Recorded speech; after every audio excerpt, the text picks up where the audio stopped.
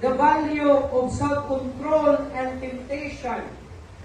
Kini kay Joseph, ang temptation ngayon sa ubang diriya is sexual temptation.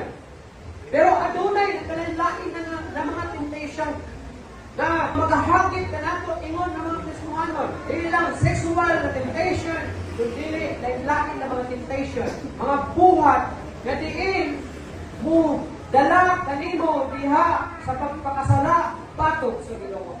Sa diha nga si Joseph ibaligya sa mga taga-Ehipto, ingon nga ulikon, o gihimo kining sulubuon.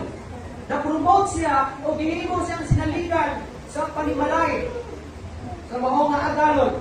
Sa diha nga nahimo siyang sinaligan, giingnan siya sa agalon, na makahimo ikaw sa pagbuot sa tanan, diri sa tibuok na panimalay.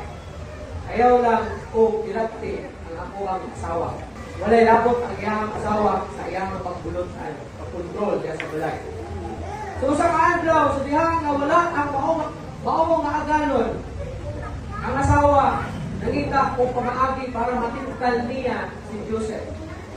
Tungkol kay si Joseph, usa ka Hudyo, o usa ka ambungan, isukaan, o sa kabuutan ng tao, isulay kini niya o tingkal. Pero nilabaw ang iyang pagka-Kristohanon o nilabaw ang iyang pagkamahadlukon sa Ginoo. So may pasulapi kaniya ang ginatawag self-control. So ingon na mga Kristohanon, kinahanglan kabalo kita mo kontrol sa ato ang kagalingon. Kabalo ta mo pugong. Dapat ato ang rindahan ang atong kagalingon aron kini mapugnan. Sama sa kabayo, tanaw ang kabayo. Kung dili nimo butangan o brinda ang kabayo, sabot mo brinda, bakal nga isulod ang bakba ng kabayo, yan side by side, may TC, connector sa driver, o sumitawa ka na sa managayay ng kabayo. Kung walay brinda ang kabayo, yasakyan nimo, hindi mo na pakontrol.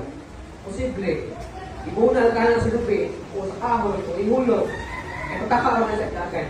So kinahanglan ang rinda para makontrol nimo ang kabayo. Ingon usab ni anak kita. Kinahanglan rindahan nato atong kagalingon. Rinda diha sa